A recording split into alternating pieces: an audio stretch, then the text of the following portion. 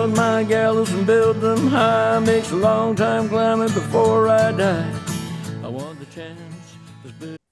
Hello everybody, welcome to a special episode of Longbangers. I'm Matty, I'm joined by John and also a special guest, former Hibs midfielder and original holder of the Matty Jack role, Mr. Matty Jack.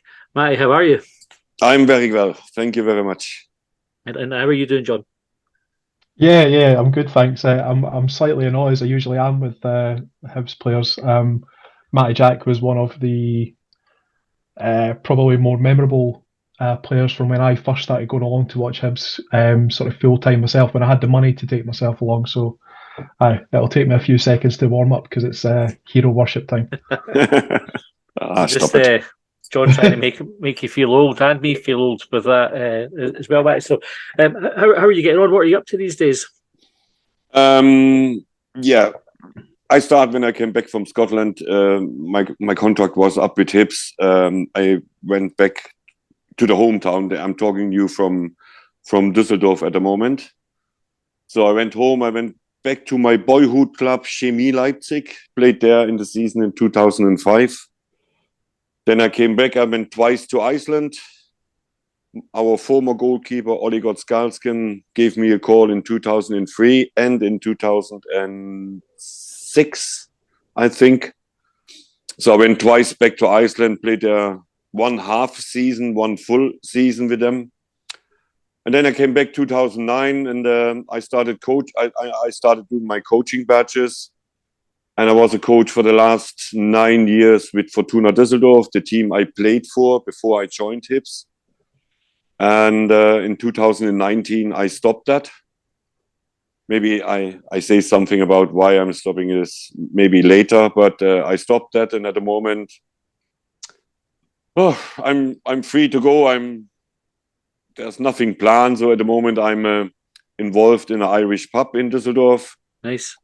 I have a few friends on Facebook. Obviously, Dave is coming tomorrow to Düsseldorf, make a little stop here in Düsseldorf and to say hello with his family. So, yeah, I walked in this bar when I came back in 2003. 2 Irish guys became very good friends of mine. And since 2019, I'm involved in the bar. So basically, I'm taking care of the 2 Irish, which is hard enough. One of our listeners asked us, when's the best time to come to your pub? Is it a particularly good time? Obviously, I would like, I say, any time is good, but obviously the winter months, like the darker months, people go into bars. And now these days, although today we have and the next 3 days, the forecast is very, very bad weather-wise.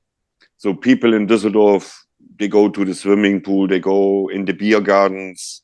When it's roasting hot, nobody goes inside a pub or whatever. So, but it's a nice bar. It's there for 34 years. And we got a lot of regular customers. And also, like, we live in an area here which is fantastic, which will be fantastic for the Euro 24 next year at this time. Because there are so many Bundesliga clubs around here within half an hour, 20 minutes. And there are 4 stadiums who's going to be used for the Euro 24. And we're going to have a lot of international people. They're coming anyway. Football, traveling people coming every weekend to Düsseldorf and can watch football games, Bundesliga games or the Zweite Bundesliga games. So, yeah. Nice. Okay, let's talk football and Hibs in particular. So you were playing in Germany before you signed for Hibs. How did that move come about? Oh, that's actually quite a nice story. So I was with Fortuna Düsseldorf and we got relegated from the Zweite Bundesliga. And I had a few clubs who wanted me to stay on in the Zweite Bundesliga. And then I also had a friend, unfortunately he passed away. He was my general manager at Rot-Weiß Essen, the club I played for as well. And Dirk was his name, asked me, Matthias, what about going abroad? I say to him, what do you mean going abroad?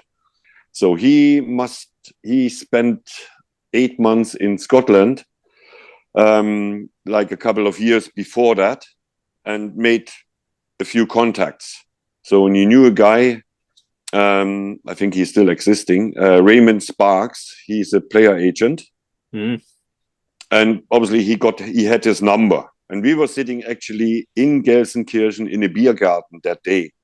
And Dirk said to me, what about going abroad? I said, yeah, give this player agent a call next week and let me know, blah, blah, blah. Cut the story short, he pulled out his mobile phone, phoned Raymond Sparks, and 24 hours later, I was on an airplane to Edinburgh. So, and then, Alex McLeish picked me up, couldn't understand a single word. And yes. The only thing I understood, you're going to get picked up the following morning from the kidman. Big Jim was the kidman at the time at Hibs, and he picked me up and he drove me to the training facilities. It was pre-season. We trained somewhere on a big green grass field. So, and but we only stayed there one day. And then the Hibs team went to Copenhagen to pre-season, and Alex McLeish asked me if I want to join. So he couldn't see me actually in action, and I said yes. So then I flew home to Düsseldorf, packed a little bit more stuff, and then met the team in Copenhagen, and the rest is history. The difference between Hibs now and Hibs then in terms of like training facilities and even say the condition of the ground has changed massively. So what was it that sold you on a move to the club back in 1999? That's correct. So I was used, we had in Germany really good facilities, training facilities. Next to the stadium, we had 2 pitches available. And with Hibs, it was like, we trained at Wardy, we trained at Edinburgh Academy. Okay, Edinburgh Academy was university, sorry. Mm-hmm. Edinburgh University in the summer was nice. But we trained like October, November, December. We didn't know where we trained. Andy Watson came in every morning into the dressing room and said, guys, off to Wardy. It's a rugby pitch, a rugby field. The grass was like ankle high, and there's no chance to have a passing exercises like it should be in a proper football team. And we were a proper football team. So, but still, what made me move?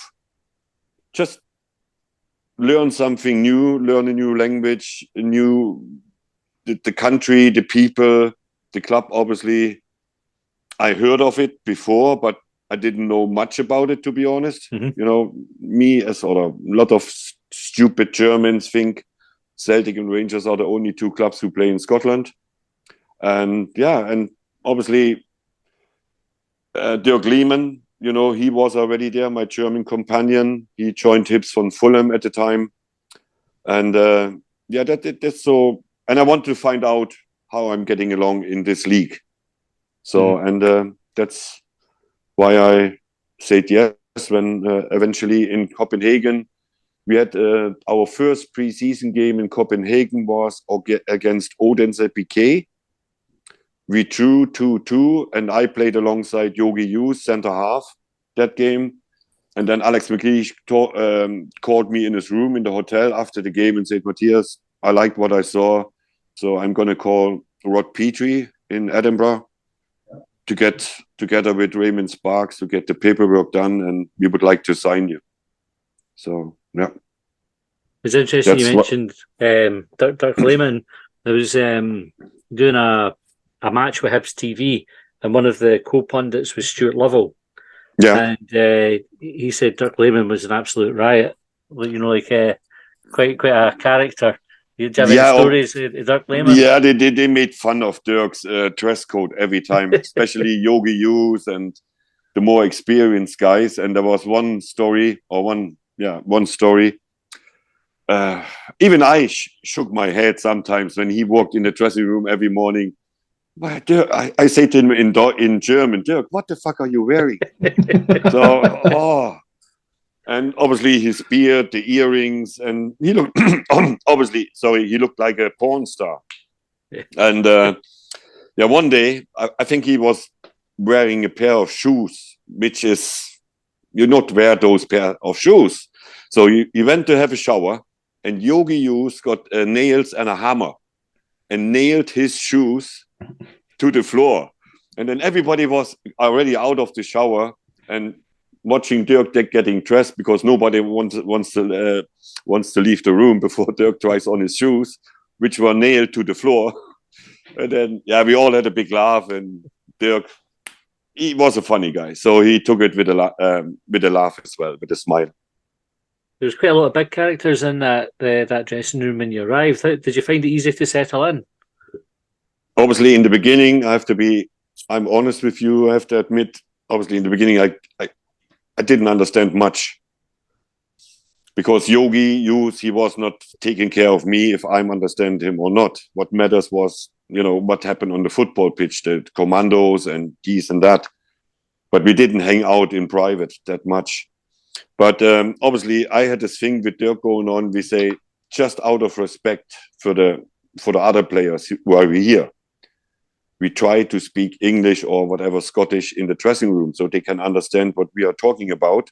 And the guys appreciate this. And I try to learn or follow everything as quick as possible. And let's say after 3-4 months, I was quite steady with my Scottish English. So, which was important because Alex McLeish was not taking care of me if I'm understand him or not. So he was just making his team talk and giving the instructions as usual. No translators in the... Sorry, John. No translators in the dressing room then? Obviously, Dirk sometimes. I went to Dirk in the beginning, the first 2-3 months.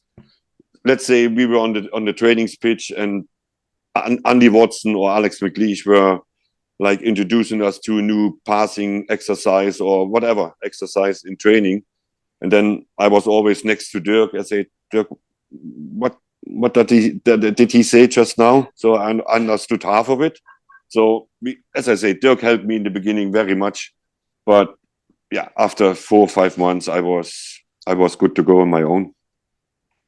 What I was going to ask there was, how much of a difference do you think it made to your performance in a Hibs jersey, taking on that new language? Because I often wonder whether just being a footballer allows you to play with other footballers. I think it's very, very important. Not being a German in Scotland, let's say a Spanish guy joins the English Premiership, and the coach is only speaking English, so he has to pick up the language. He has to pick up the native language from that country because to get along, to get used to the country, to get comfortable with the country, get comfortable with your teammates. It's huge. And we had quite a few players we had obviously the French, 3 or 4 or 5 French. We had Ulysses de la Cruz from Ecuador. We had tons of like foreign players in our team, and sometimes I wished they were more, into English, learn it. Mm-hmm. But for example, the French, as much as I love them as teammates, they were always hanging out together in the dressing room or in private, going for coffee or cafe macchiato or whatever, so they can speak French. So language is very, very important in football. You get lost. You get homeless, especially if you're a young player, you're joining a league far away from home, complete different language, no mom, no dad there. And you have this in every European league, that players get it shifted from country to country. And then after half a year, they have to go back to your home country because they don't feel comfortable. But what did you make of Hibs as a club then? So you got there and we spoke about the training facilities, etc. But what did you make of the actual standard of the team that you were coming into? Yeah, a lot of people say to me, obviously, I only came back in the summer because we played over Christmas, New Year. So I spoke to my former teammates or friends, and they asked me, how is life in Scotland? How is the football? And I said, actually, we have a very good football team. It's not like, what you think, it's kick and rush and just kicking the ball like in rugby forward and then we all running to the same spot. No, there's actually tactics. There's a system. Obviously, we had guys like myself, Yogi Hughes, only two to name, like the tough guys. Every good team in the world, if it's Man City or Liverpool or Real Madrid, needs some toughness in their team.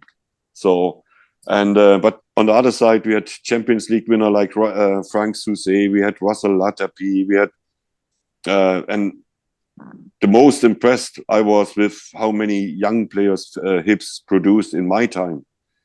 Donald Park with his stuff they had there in the youth system, and they kept on coming. Gary O'Connor, Kenny Miller, Scott Brown, Derek Ryden, Tom McManus. I hope I don't forget anybody.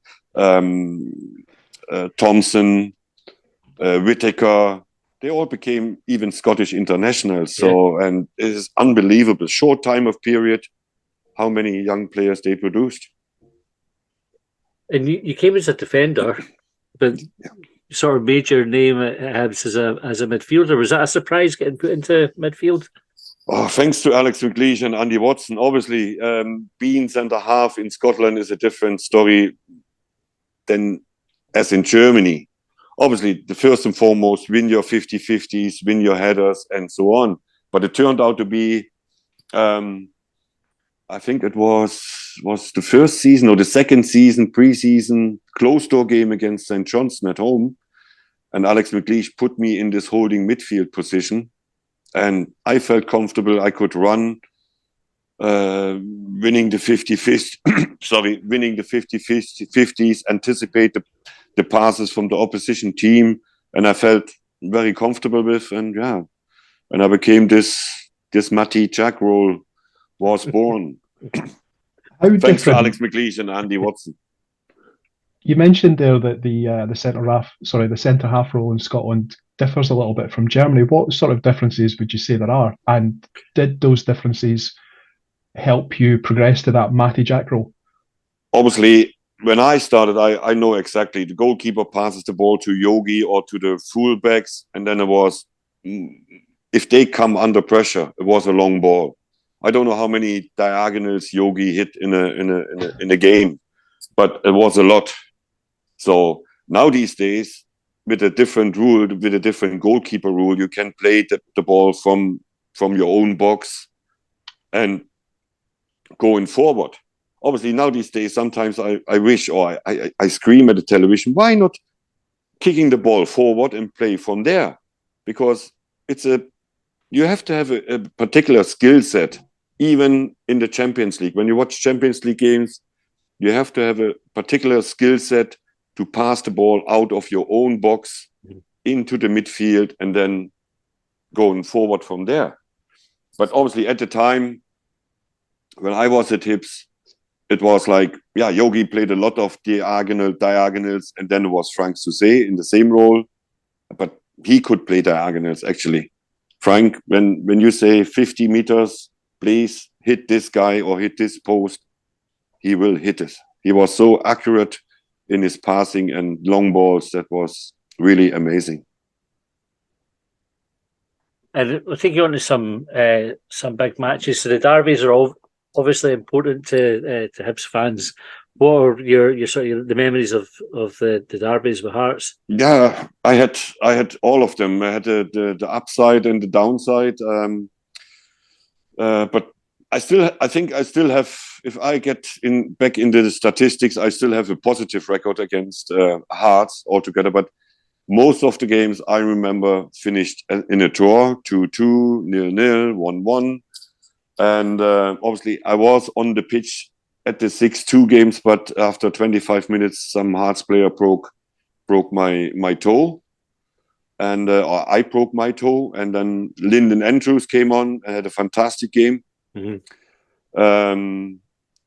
I was captaining Hibs in the 5-1 defeat at Tynecastle. I think De Vries, the tall centre forward, coloured guy of Hearts, he scored 3 or 4 goals. So that was a day to forget. So we had a 0-0 draw at Tynecastle when first game of the season, when we all shaved our heads when we came back from Germany, and we should have won this game. I remember we had so many chances. But anyway, but obviously those games are important for the city, important for the Hibs fans, and always looked forward for those games. I have to admit also Celtic Rangers. But now these days, and that is also for the present Hibs teams, obviously, if you get away with a point or beat Celtic or Rangers at home, that's a bonus. Mm-hmm. Take care of the St. Mirrens, of the Motherwells, win those games, and you will be in Europe at the end of the season. That's my opinion, and it will be. But sometimes Hibs stumbles away from home or even at home against St. Mirren or whatever, which can happen, which happened to me or to us at Hibs as well. But if you take care of those where you might be the favorite, win these games and you finish third or fourth and you're into Europe. What was your most memorable Hibs game and why? Obviously, it was not a happy ending game, but it was the return match against AEK Athens. For me as a player, the atmosphere has never been better than in this game. Even take away even the Hearts or Celtic Rangers matches, this game was just the best. Electric atmosphere, and we were so close. If Paco Luna gets his head on this last cross into stoppage time, we would have walked away with a 3-0 victory. So the game went into extra time, and okay, we won it at the end 3-2, but we did not progress to the next round. So, but yeah, that sticks out. Obviously, the 6-2 win, the atmosphere was fantastic.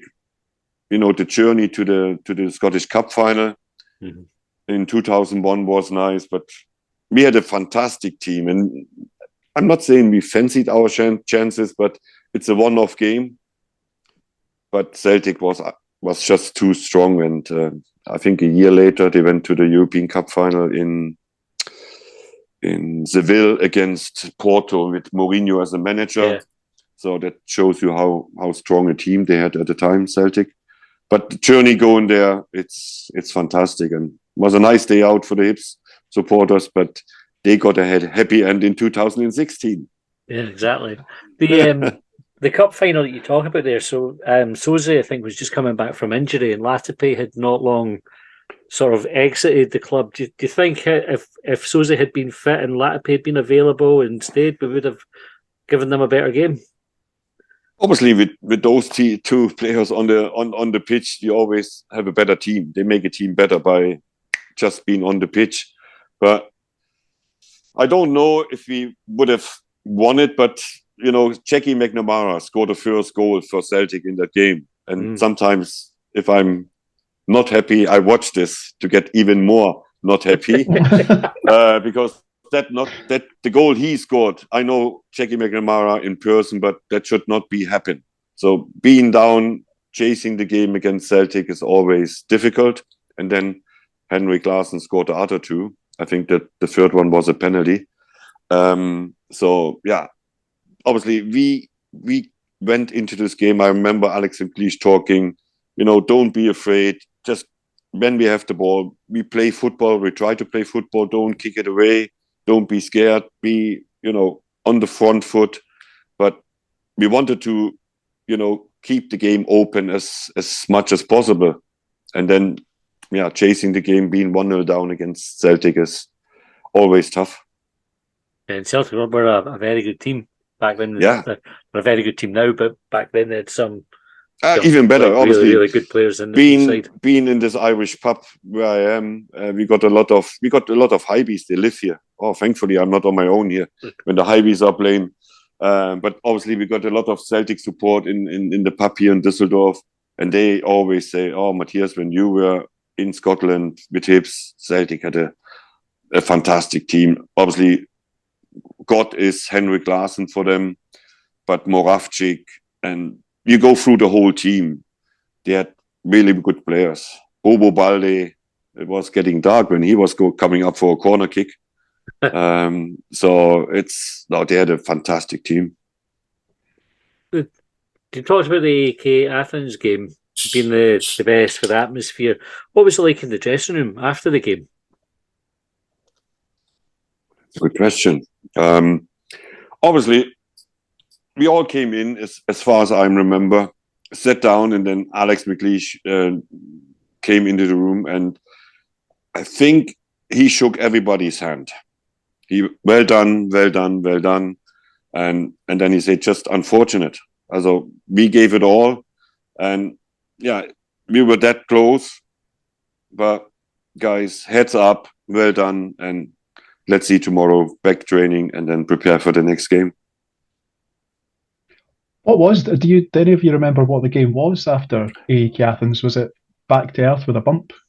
Oh, that's probably your job to find out. Yeah. It just, do you know, sometimes, Matty, I ask these questions. I would like to know, actually. Yeah. I would like to know.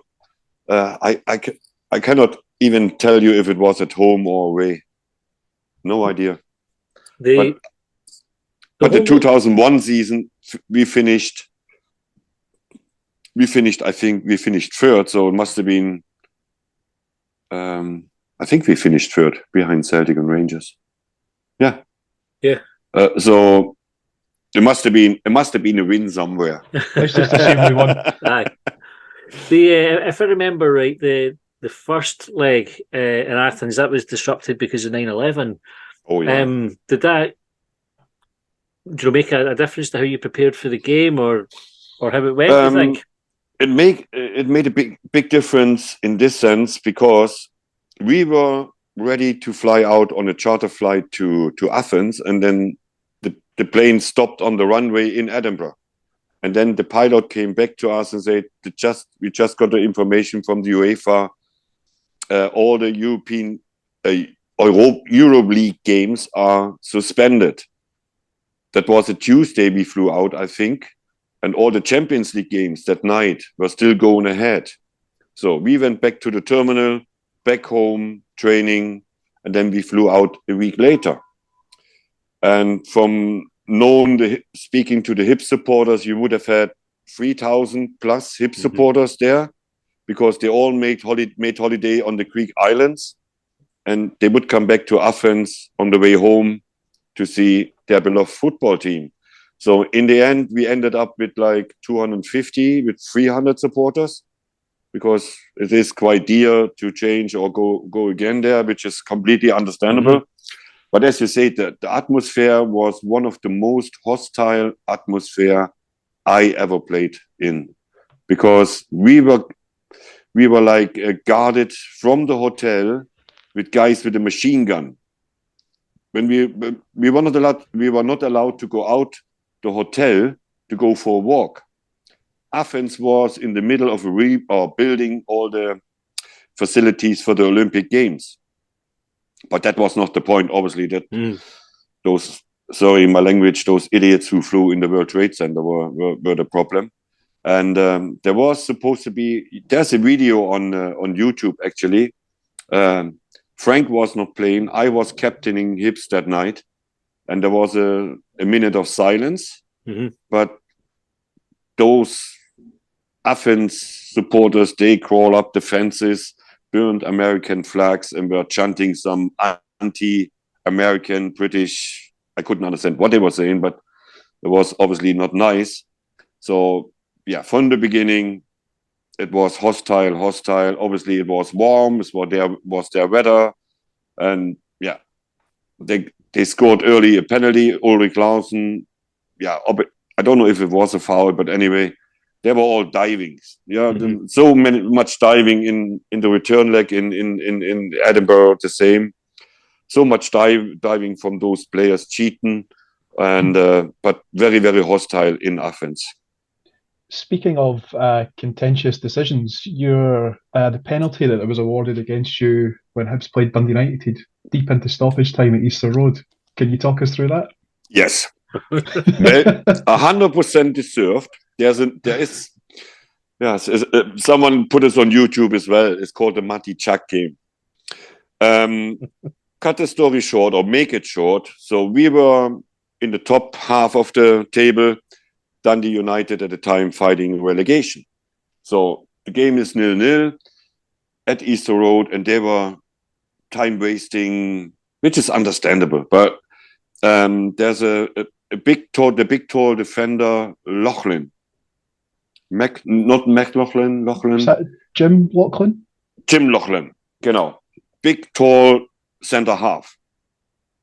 He went on the floor. It was the 90th minute. So he went up for a header, being on the floor. And the goalkeeper, he was with Hibs after that, later in his career. Combe. He threw the ball. Alan Combe. Alan Combe. Exactly. He got red carded in the tunnel later after the game. So he threw the ball out. And I picked up the ball and was like towards their penalty box. And I say to Dirk in German, Dirk, I have enough of this shit, time wasting. But I said it in German to him. I'm going to throw the ball to you and see what you can do. So he got a corner out of it. And then half of the Dundee United team already in my face, fair play, blah, blah. I said, guys, you're fucking wasting time the whole game. Just get up and get on with it. Anyway, the corner came in and I've been kicked in my heels. My socks were ripped. I stayed at the front post to stay out of trouble anyway. And but you can see this in this video. The referee kept an eye on me and on the Dundee guys, what they are doing with me. And he got it spot on. So he pointed at a penalty and then mayhem started. and Russell, cool as he was, put it away. And then after the final whistle, I jogged into the dressing room, and the first person to came in was Alex McLeish. He said, "Well done, big gun." So no, I was not. I'm the honest guy in the world. So if someone breaks his leg, I help him to carry off the pitch or whatever. But this guy, the reason why I don't throw back the ball, it's now these days. The rules is like this, and it was at the time. You have to go back at the halfway line, correct? Mm-hmm. When you're injured, to enter the pitch again, you have to go back to the halfway line. And the fourth official looked if you have blood in your face or if everything is covered, and then you are allowed to back on the pitch. I look at the opposite side, and he's sprinting to the halfway line. This guy. 10 seconds ago, he was dead on a football pitch. Yeah. And that's why what pissed me off. That's why I say to Dirk, I throw the ball to you, you do something with it. And yeah, justice was done. Yeah, I'll take that. I know I met a lot of Dundee people coming even here to Düsseldorf.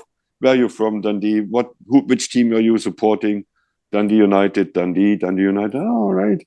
So I did not tell them who I am. But after 1 hour, someone else told them who I am.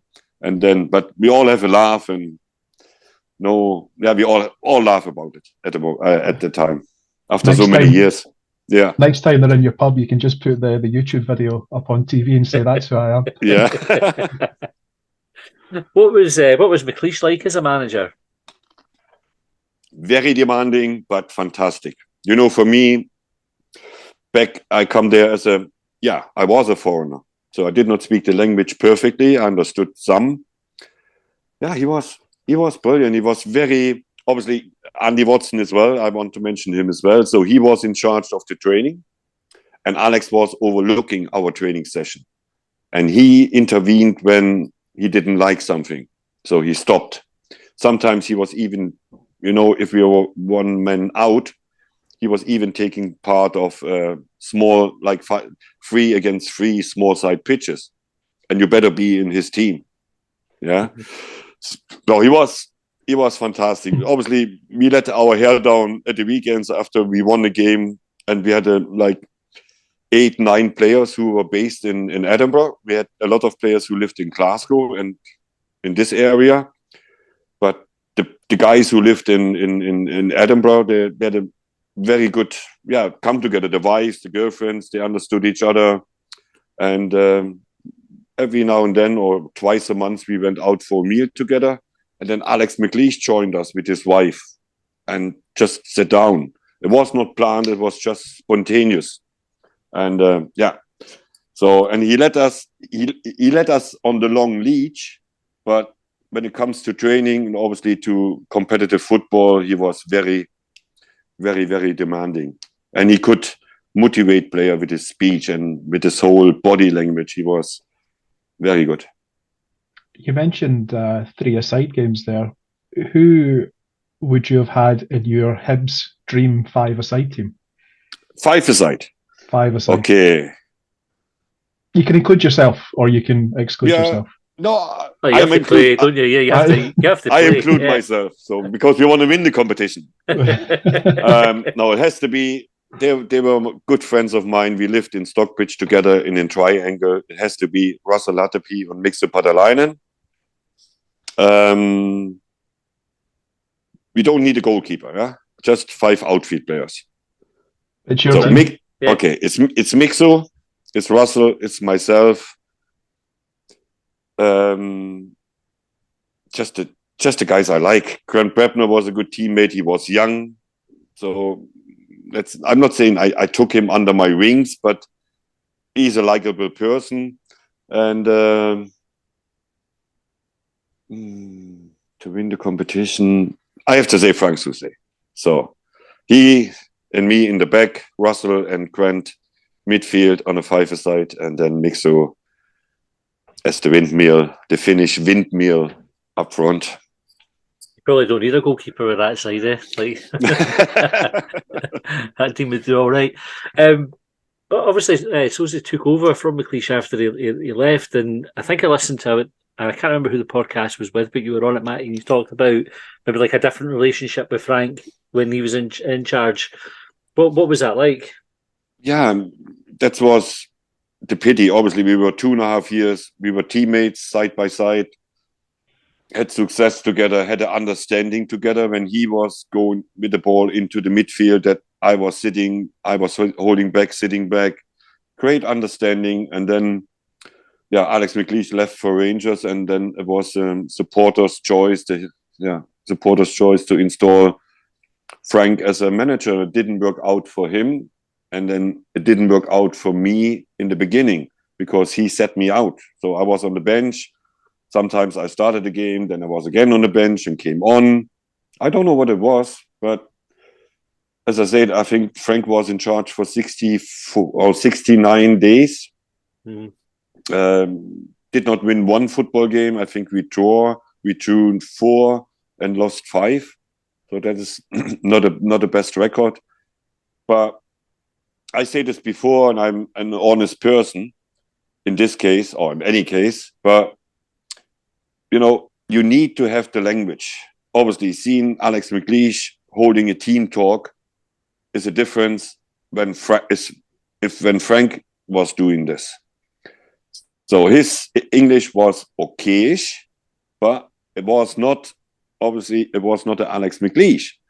What he did, he said to us how we're going to start the game, and then Donald Park, our youth coach, he was promoted to give Frank Sauzee a hand. He was giving like the tactics and all the stuff, and he speaks proper Scottish. And then you can reach out to people. And a world-class football player makes not a world-class coach. Not because of Frank. So there are so many examples in the football world out there. World-class football players try to be successful coaches. But I have to give Frank the benefit of the doubt because he was kind of, I don't know if he wanted it really. He was more kind of pushed in this, the Hibs support and legend. He is a legend, of course. So I don't know. So you have to ask Frank if he was okay. He said yes. Will you take over the first team? And he said yes, but I don't know if he was 100% convinced, and I'm not saying not committed, but convinced about what it takes to be a first team coach in the Scottish Premier League or manager. Yeah. I think that's fair enough. And when you see the results, that sort of speaks for itself. Yeah. How did your time at Hibs come to an end, Matty? Like, how did you know that it was time to move on? Yeah, obviously, I was 33. It's not very old. No, there are players around who are still playing in the top level, in the top flights in the European League. But I signed initially I signed a 3-year contract, and then it got 1 more year extended. And then obviously I was talking to Rod Petrie at the time, or my agent, Raymond Sparks, done it, and he told me what they can offer me to stay at Hibs. And then I decided, at the time there was in Scotland financial, there was no this TV money coming in as it should be, so they get spread out to all the football clubs so they can spend this okay money on players. That was the reason for me to go back to Germany, basically. And how did you feel about it at the time? Was that like a tough decision? Yeah, Or were you kind of ready for it? Yeah, I can speak even for my ex-wife. She was loving this country. I was loving the country. We make so many friends, but you have a German saying every good thing has to come to an end. I was sad. She was sad. We were sad, but there was nothing much we could do. So, but we're still having a lot of friends there outside the football. Obviously, they're all Hibs supporters, and it's time now to get back to Scotland and see them at some stage. Have you been back to Eastern Road as a supporter to watch them? No, I should be ashamed of myself. You should absolutely I have one excuse. Obviously, till 2019, I was involved in football with Fortuna Düsseldorf every weekend. We have pretty much the same schedule than the Scottish League, that the Bundesliga, day off, whatsoever. So I was too committed. But I had 3 invites to come to Hibs. I mentioned earlier, I have a friend here in Germany, in Düsseldorf. He is a diehard Hibs supporter, and his best friend, he is once or twice a season the match ball sponsor at the Hibs home game. And Keith is his name. He invited me 3 times to come over. He wanted me his special surprise for the Hibs supporters, but I had to cancel it because if I'm committed with football, so I'm committed with my football team, I cannot say, okay, good luck at the weekend, and I'm gonna go for a lovely weekend to Scotland. No, so but maybe this season. And was that 3 strikes? Was that 3 strikes and you're out with Keith, or do you think there'll be a 4th offer coming? Oh, there will be a 4th offer. So obviously that's not because that's not the reason, but he would pay for the flight, accommodation, blah blah blah, everything, and then he wants me walking out on the pitch and present the match ball for that day, and I think there will be another chance. Yeah, he sounds like a generous guy. Do you think you'd get me and Matthew Fairley on the pitch to present the match ball? Yeah, I can organize this. Well, I'm sure when you do make it back, Matty, you'll have a great reception from the Hibs support. You're held in very high regard. That's amazing. After so many years, sorry to interrupt you. It's with the pub I'm in, every now and then, every twice a month, you got people from Scotland over, even Hibs supporters coming here on purpose. They know that I'm here. And as I said earlier, Düsseldorf is a wonderful city. It's so much to do, and hopefully Scotland qualifies for the next year's Euros. I have already, 100 people asking me about accommodation. Matthias, you know someone, can I stay at your place? And I said no, but I can keep my eyes and ears open, so I can organize you a place. And as I said, from Düsseldorf, you are in 20 minutes in Cologne, in half an hour in Schalke, and half an hour, 45 minutes in Dortmund, where all the European Championships games are played in this county. So the city of Düsseldorf is beautiful. You don't want to stay in Dortmund or Schalke, they're shitholes. So. But there are going to be so many, obviously, England is going to qualify, Italy, Spain, France. So the Dutch going to be here. We were I was yesterday in Holland just for a day out to see something else. The Dutch border is only 20 minutes, half an hour away from here. So they're going to flood this lovely country as well. I'm right in saying the Germans and the Dutch don't get on too well. Is that a bit of a rivalry? Yeah, obviously it comes with the sport, but they speak strange and whatever. It's Dutch, English, German is a mixture, and I know Dutch people who are nice, but obviously, especially Christmas time in Holland, you don't have like Christmas markets like we have for Christmas, and I think the main language around Christmas in Düsseldorf or in North Rhine-Westphalia, in our county, is Dutch. They come here in thousands. But yeah, back to it comes from the sports rivalry. Yeah, that they're not the biggest fans. Yeah, it is. Well, listen, we're kind of run out of time. Really appreciate you taking the time out with us. It might have been an absolute pleasure speaking to you. Maybe get a few pints in the pub later on if you're working.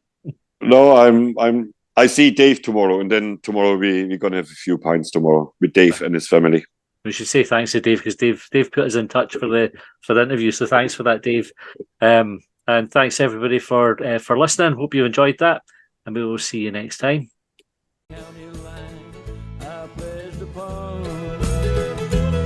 Well, they trailed me down when I broke free. I drank all the whiskey in Tennessee.